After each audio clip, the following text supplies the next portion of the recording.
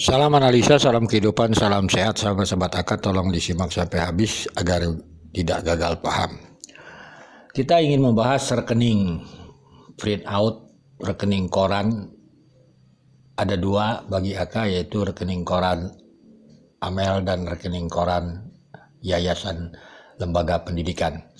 Sebab rekening koran adalah ringkasan keuangan secara menyeluruh dari suatu rekening dapat berupa rekening koran. Dan koran tercatat adalah rincian mengenai alur debit kredit termasuk dari dana hasil transfer masuk atau keluar. Itu intinya sahabat-sahabat AK. Sebab begini sahabat-sahabat AK, isu dana bos ini kan dari awal sudah ada, begitu juga sudah disebut-sebut Pak Rohman di TV One, kan seperti itu. Sebenarnya kan ingin menjawab siapa orang yang Pak Yosep tidak ketahui tetapi menerima keuangan dari rekening Amel, bahkan diduga rekening Amel tersebut berasal dari dana bos, kan seperti itu. Inilah harus dicari sampai titik nadir yang terakhir, kan begitu seharusnya. Kalau Aka menjadi Pak Yosep, sayangnya Aka bukan Pak Yosep, begitu sahabat-sahabat Aka. Jadi begini sahabat-sahabat Aka, Aka akan memberi contoh, misalnya rekening koran sekolah itu akan terdata lengkap sahabat-sahabat Aka. Misalnya pemerintah menyalurkan dana bos, kita membahas dana bos tahap 1, tahap 2 tahun 2021 saja ya sahabat-sahabat Aka. Padahal tahun 2022 ada, bisa saja ada masalah di sana, tetapi kita mencoba di tahun 2021. Tanggal 8 Maret tahun 2021 misalnya pemerintah menyalurkan dana BOS, itu akan terdata di dalam rekening satuan sekolah sahabat-sahabat. Misalnya tahap 1 sekitar 270 jutaan sekian, pasti ada di sana tertulis. Lalu di sana akan ketahuan juga siapa, atas nama siapa mengambilnya. Misalnya nanti tanggal 8 itu sudah ada di rekening, diambil tanggal 9. Apakah diambil semua atau 2 kali dan sebagainya? Ada datanya. Siapa mengambilnya? Itu biasanya pasti terdata nama kepala sekolah dan bendahara. Diduga pasti yang namanya Wahyu dan Amelia ada namanya di dalam rekening sekolah, satuan sekolah. Itu contohnya sahabat-sahabat AK. Jadi kalau masuk ke sana ini lengkap, dia ketahuan ini gitu ya. Lalu misalnya bos tahap 2 begitu kan, tahap 2. Itu di rekening koran sekolah juga nanti akan terdata juga. Misalnya bos tahap 2 tahun 2021 misalnya tanggal 6 Mei kan gitu, sudah ada uang dari pemerintah masuk ke rekening itu. Misalnya tahap 2 lebih besar daripada tahap 1, 370 sekianan misalnya kan kayak gitu kan. Lalu nanti di bawahnya dari rekening itu sendiri akan terlihat tanggal berapa diambil. Kan begitu. Misalnya tanggal 7 Mei sudah diambil, pasti terdata namanya siapa yang mengambilnya, pasti yang namanya kepala sekolah dan bendahara. Lihat benar tidak nama Amel dan Wahyu di sana. Itu semua akan terjawab di dalam rekening koran sekolah. Kan begitu sahabat-sahabat AK. Lalu kita akan menganalisanya.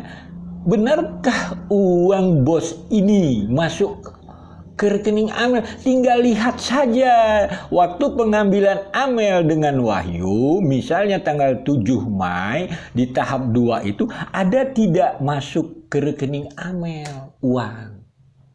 Kalau ada berarti itu uang bos. Kan begitu dia permasalahan. Uang bos inilah yang harus jadi masalah.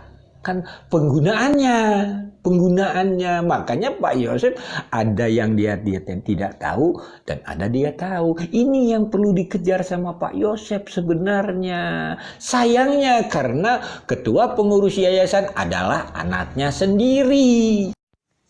Problem dana bos ini sangat krusial. Kita bisa kaji itu dari tahun 2020, 2021, 2022. Itu kan kita bisa kaji itu.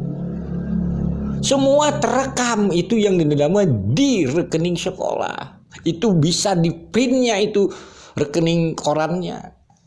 Terdata. Itu tahun 2022 itu pasti itu ada itu. Tanggal berapa, bulan berapa, siapa yang mengambil, ada itu orang-orang yang pada bos itu sekolah udah ngerti lah, udah kebayang sama mereka. Gitu kan. Apakah ada sangkut pautnya dengan masalah ini? Biarkan penyidik yang melakukannya. Tetapi kita sebagai misalnya Pak Yosef sebagai pembina yayasan, sebagai orang yang istilahnya punya berkepentingan untuk kemajuan sekolah itu, dia harus sampaikan kepada pihak penyidik. Kan seperti itu. Ada orang yang dia tidak tahu menerima, masa didiamkan? Menunggu dulu katanya bendaharanya juga tidak ada. Ketua pengurus yayasan.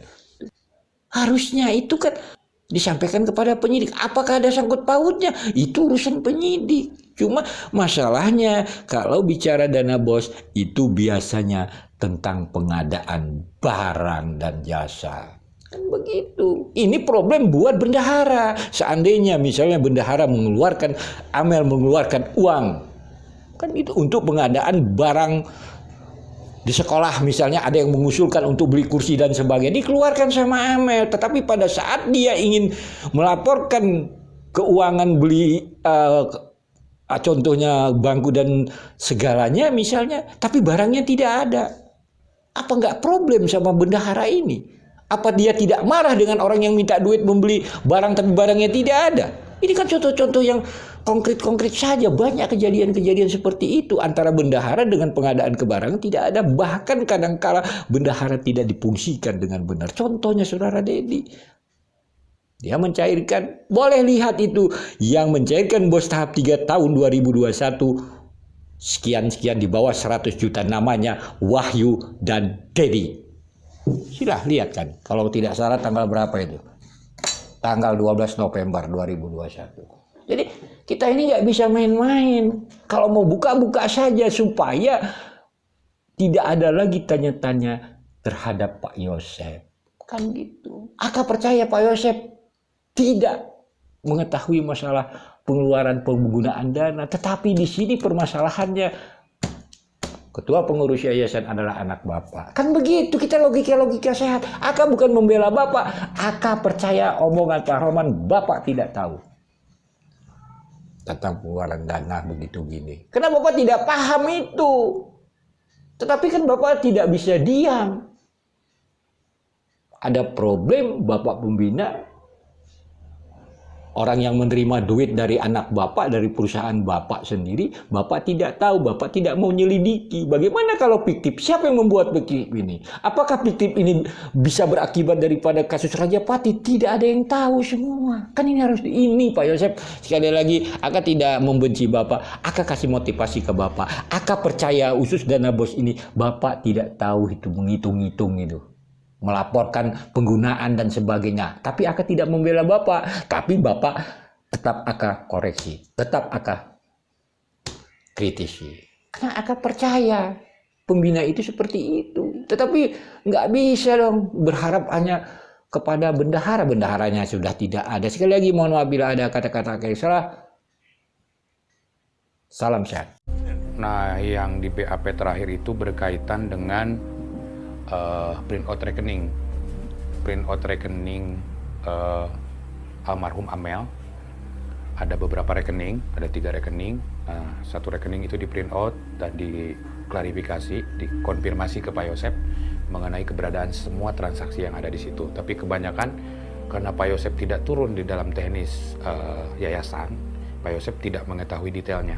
Apa yang kemudian digali dari pihak kepolisian dari rekening itu? Ya, ada beberapa nama yang ditanyakan, kena tidak dengan misalnya salah satu penerima dana ini, dengan yang ini ada beberapa nama yang disebutkan dan Pak Yosef ada yang kenal, ada yang tidak. Yang tidak. Bisa disebutkan siapa saja nama yang kemudian dimintai keterangannya oleh pihak kepolisian? Itu lebih kepada bagian keuangan, terus pembayaran pembangunan lah, pembayaran